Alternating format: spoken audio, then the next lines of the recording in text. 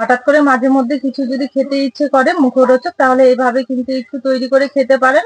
সামান্য একটু গমের আটা বা ময়দা ঘরে থাকলে কিন্তু খুব সুন্দরভাবে তৈরি করে নেওয়া যাবে। দেখুন কতটা নরম আর সুন্দর হয়েছে, একদম ফুলকো ফুলকো, কতটা সফট হয়েছে দেখুন। তো এগুলো কিন্তু কোনো রকমের নিরামিষ সবজি বা আচার বা টমেটো সস বা যে কোনো চাটনি দিয়েও কিন্তু খাওয়া যাবে, খেতে কিন্তু অসাধারণ লাগে। তো আমি একটা চিড়ে দেখাচ্ছি, দেখুন ভেতরটা কতটা সুন্দর পুরে ভরা। আবার শুধু মুখেও কিন্তু আপনারা খেতে পারবেন, খেতে অসাধারণ লাগে। এখানে খাওয়ার জন্য আমি ধনেপাতা চাটনি নিয়েছি। নমস্কার বন্ধুরা, আপনাদের সবাইকে অনেক অনেক স্বাগত জানাই কাজলি ভিলেজ ফুড রান্নাঘরে। তো আজকে আমি আপনাদের সঙ্গে শেয়ার করব খুব সহজভাবে আর অল্প উপকরণ দিয়ে ঝটপট আমরা তৈরি করে নিতে পারবো ওই রকম একটা জলখাবার। শুধুমাত্র একটু গমের আটা বা ময়দা ঘরে থাকলে কিন্তু আমরা তৈরি করে নিতে পারবো। আর বাড়িতে দেখবেন রুটি খেতে খেতে অনেকেই বাড়ির সবাই আবদার করে যে একটু মুখরোচক কিছু কিছু খেতে চায়। তো সেরকমই মুখরোচক কিছু তৈরির জন্য সামান্য একটু আটা আর আলু হলেই কিন্তু আমরা ঝটপট তৈরি করে নিতে পারবো। তো সেরকমই রেসিপিটা আমি তৈরি করবো। প্লিজ আপনারা কোথাও ভিডিওটা না টেনে শুরু থেকে শেষ পর্যন্ত দেখতে থাকুন। আশা করছি আজকের রেসিপি দেখতে আপনাদের খুবই ভালো লাগে। খাবার তৈরির জন্য এখানে আমি পরিমাণ মতো ময়দা নিয়েছি। আপনারা চাইলে কিন্তু গমের আটা দিয়েও করে নিতে পারবেন, প্যাকেটের যে আটাটা হয় সেটা হলে কিন্তু খুবই ভালো হবে। তো আমি এখানে পরিমাণ মতো নিয়েছি, আপনারা একটু বাড়িয়ে কমিয়েও নিতে পারবেন। তো এবার ময়দাটা আমি ভালো করে ময়াম করে নেব। এবার ময়দার মধ্যে দেবো সামান্য পরিমাণে লবণ, আর দেবো একটু সাদা তেল। এবার খুব ভালো করে ময়দাটা ময়াম দিয়ে নেব। দেখুন একটু সময় ধরে খুব ভালো করে ময়াম করে নিয়েছি, আর হাত দিয়ে চেপে ধরলে এইভাবে একটা শক্ত টাইপের ডো তৈরি হয়ে যাচ্ছে, মানে শক্ত হয়ে যাচ্ছে। তো এই সময় বুঝে নিতে হবে যে ময়দাটা খুব সুন্দর ময়াম করে নেওয়া হয়ে গেছে। এবার আমি অল্প অল্প করে জল দিয়ে শক্ত টাইপের একটা ডো তৈরি করে নেব। তো দেখুন একটু সময় ধরে ভালো করে মেখে নিয়েছি। ডোটা কিন্তু খুব শক্তও না বা খুব নরমও না। তো এবার আমি এইদিকে ঢেকে রেখে দেবো রেস্টে সেট হওয়ার জন্য, আর ওইদিকে আমি আলুর পুরটা তৈরি করে নেবো। এবার আজকের জলখাবারে আলুর পুর দিয়ে করবো, তো তার জন্য উনুন ধরিয়ে কড়াই বসিয়ে দিয়েছি। এবার কড়াই গরম হয়ে গেছে, সর্ষের তেল দেবো, তেলের মধ্যে দেবো পাঁচফোড়ন, দেবো গ্রেট করে রাখা আদা কুচি, আর দেবো কাঁচা লঙ্কা। কাঁচা লঙ্কা কুচি দেওয়ার পর একটু হালকা নেড়ে করে জিরে গুঁড়ো, আর দেবো একটু ধনে গুঁড়ো। সবকিছু একটু ভালো করে নেড়ে চেড়ে নেবো। এবার দেবো আমি আগে থেকে এখানে আলু সেদ্ধ করে হাত দিয়ে ম্যাশ করে রেখেছি, এটা দিয়ে দেবো। সবকিছুর সঙ্গে একটু আলুটা ভালো করে নেড়ে চেড়ে নেবো। এবার দেবো আমি স্বাদ মতো লবণ, দেবো পরিমাণ মতো হলুদ গুঁড়ো। সবকিছুর সঙ্গে খুব ভালো করে মিশিয়ে নেবো।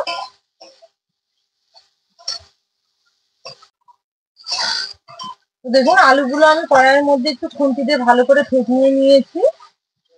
নেওয়ার পর এবার এতে দেবো আমি চামচের মতো গরম মশলা,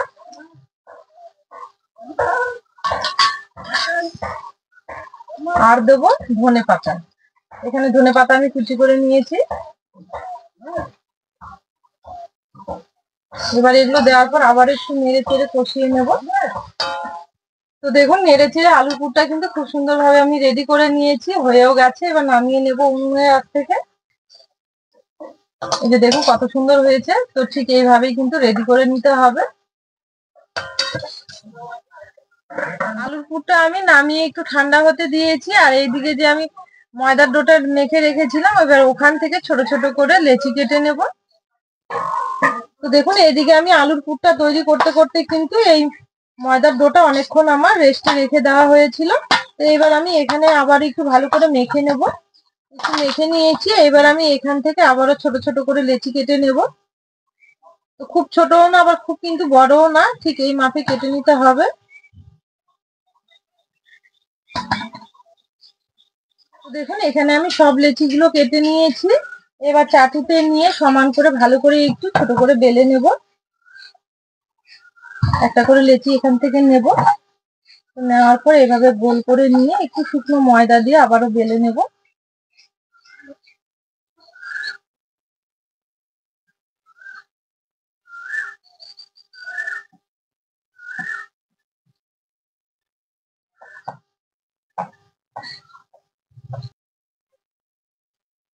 তো দেখুন আমি এই মাপে বেলে নিয়েছি, খুব মোটাও না আবার খুব পাতলাও না, তবে একটু মোটা রেখেছি আর একটু ছোট করে বেলে নিয়েছি। এখানে যে আলুর পুরটা তৈরি করে রেখেছি, এবার এখান থেকে পুর আমি এর মধ্যে দিয়ে দেব।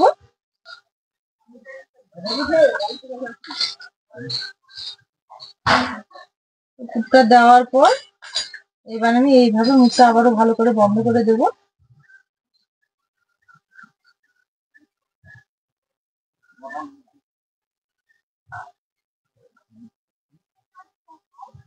তো দেখুন এইভাবে মুখটা আমি বন্ধ করে দিয়েছি।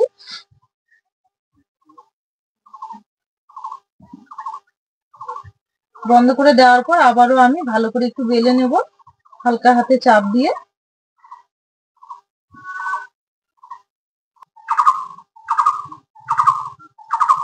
এই সময় কিন্তু খুব জোরে চাপ দেওয়া যাবে না, একটু হালকা করে চাপ দিয়ে বেলে নিতে হবে। তো দেখুন আবারও আমি হালকা হাতে চাপ দিয়ে একটু মোটা করে বেলে নিয়েছি, এইভাবেই কিন্তু বেলে নিতে হবে। তো আমি আবারও একটা একইভাবে তৈরি করে নেব।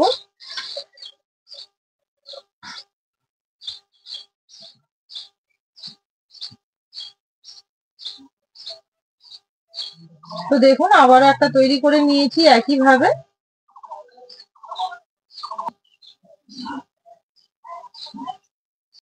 তো দেখুন দেখতে দেখতে আমার কিন্তু সবগুলো তৈরি করে নেওয়া হয়ে গেছে।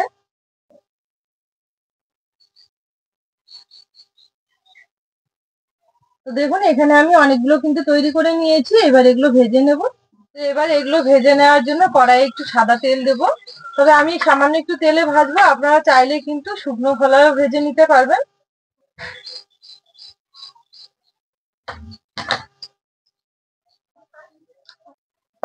তো তেলটা এদিকে হালকা একটু গরম হয়েছে, এবার এগুলো ছেড়ে দেব।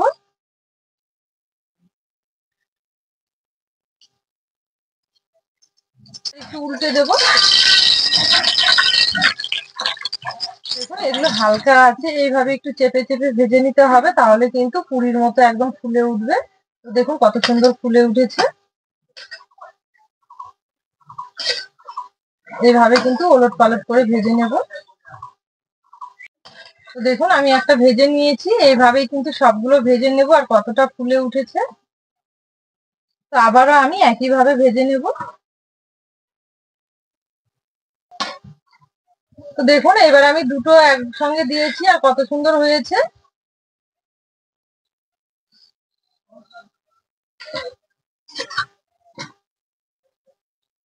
কতটা ফুলে উঠেছে।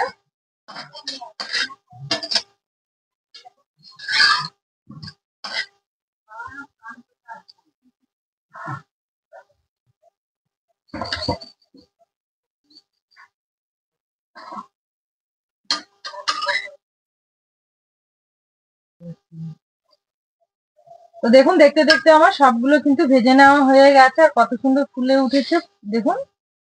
তাহলে বন্ধুরা দেখলেন আমি কিভাবে আজকে জলখাবারটা তৈরি করলাম। এইভাবে একটু গমের আটা বা যেই জিনিসই বাড়িতে থাক না কেন, যে কোনো আটা ময়দা থাকলে কিন্তু এইভাবে আমরা তৈরি করে নিতে পারবো। আর বাড়ির সকলে খেয়ে কিন্তু খুবই খুশি হবে। মাঝে মধ্যে রুটি খেয়ে সবাই বোরিং হয়ে যায়, এইভাবে তৈরি করলে সবাই খুব আনন্দ করে খাবে। আমার এই রেসিপিগুলো যদি আপনাদের ভালো লাগে তাহলে আমার চ্যানেলটি অবশ্যই একবার সাবস্ক্রাইব লাইক শেয়ার করে পাশে থাকবেন। পাশে থাকা বেল আইকনটি একবার ক্লিক করবেন সবার আগে নোটিফিকেশন গুলো পাওয়ার জন্য। আর যারা ফেসবুক পেজ থেকে দেখছেন পেজটা একবার ফলো করবেন। আজকে ভিডিওটা এখানে শেষ করলাম। সবাই খুব ভালো থাকবেন, সুস্থ থাকবেন, আবার দেখা হবে নতুন রেসিপি নিয়ে।